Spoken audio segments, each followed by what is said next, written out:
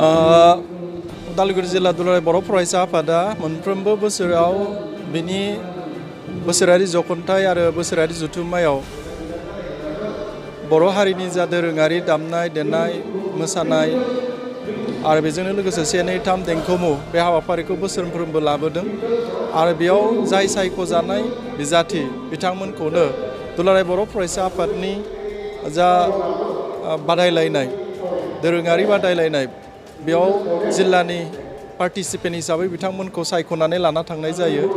नाथाय देग्लाय दुलाराय बर' फरायसा आफादनि बोसोरारि जखन्थाय आरो उदालगुरि जिल्ला दुलाराय फरायसा आफादनि बोसोरारि जखन्थाया बे दुलाराय बर' फरायसा आफादनि जखन्थायनि उनाव जानायखाय जोङो बै 44थि बोसोरारि जथुम्मा उदालगुरि जिल्लानि बेखौ लोब्बा लाखिनानै आरो बिनिफ्रायनो जोङो दिनै बै पार्टिसिपेन्टफोरनिफ्राय जोङो सेलेक्सन खालामनानै सायख'नानै देरहागिरिफोरखौ जोङो दुलाराय बर' फरायसा आफादनि बै बादायलायनाय हाबाफारियाव लाना थांनो थाखाय जोङो बे दोरोङारि जा दामनाय देनाय सेरजा सिफुं खाम बिनि बादायलायनाय आरो बागुरुम्बा बादायलायनाय हाबाफारिखौ जोङो दिनै उदालगुरि जिल्ला दुलाराय बर' फरायसा आफादा होनाय जादों।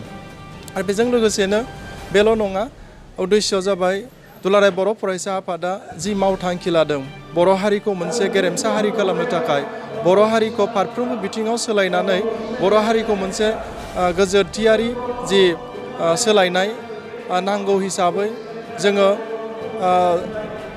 जोंनि सोलोंथाइखौ लानायनि गेजेरजोंनो बे दोरोङारि जा दामनाय दोरोङारि जा मोसानाय बे हाबाफारिखौबो जोङो लानानैनो जोंनि फैबाय थानाय इयुन जेनेरेसनखौ जोंनि दोरोङारि दामनाय देनायखौ मोजां रोखोमै जाहाथे बयबो जोंनि गेजेरावनो जोंनि जि हारिमु बेखौ लाखिनानै दोननायाव जों बयबो रोंखा राखा जानानै गुबुनखौ इनफ्लुयेन्स मोनसे खालामहोनो हानाय आरो बेनि गेजेरजोंनो खाम सिफुं सेरजा बेखौ दामनानैनो मोनसे केरियार हिसाबैबो फैबाय थानाय जेनेरेसना जाहाथे सोरजिनानै लानो हायो बे उद्देश्यजों जोङो दुलाराय बर' फरायसा आफाद उदालगुरि जिल्लाया दिनै 30 आरो 31 अक्ट'बर 2019 मायथाइयाव उदालगुरि जिल्लानि सिङाव थानाय बा उदालगुरि सोहोरनि सिङाव थानाय बे उदालगुरि संगीत नाट्य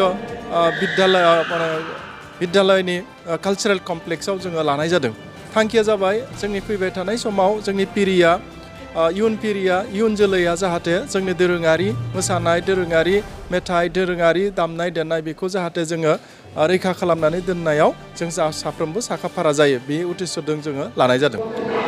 बे थांखि हिसाबै जोंहा गुबुन आन्दोआव जेबो थांखि गैया।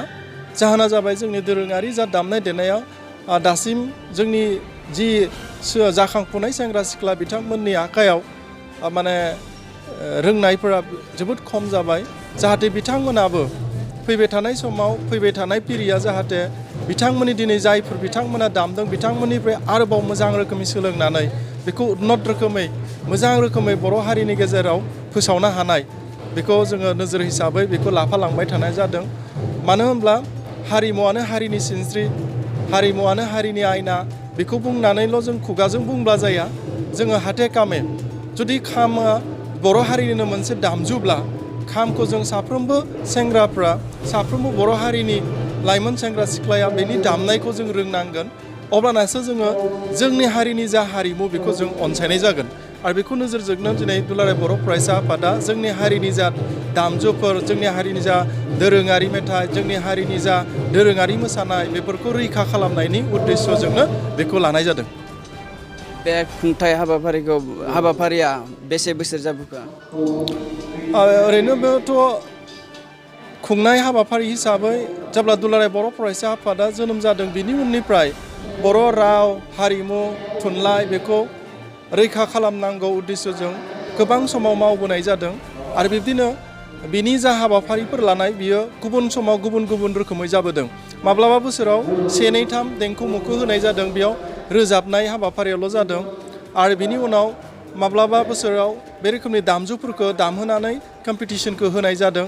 नाथाय दोरोङारि जा दामनाय बे दामनायखौ फोथांना दोननो थाखाय बिनि कम्पिटिशन हिसाबै सायख'नानै जोङो थांनाय 3 बोसोरनिफ्राय दुलाराय बर' फरायसा आफादा होबोदों। उदालगुरि जिल्लायाबो बे रोखोमनि होबोबाय थादों।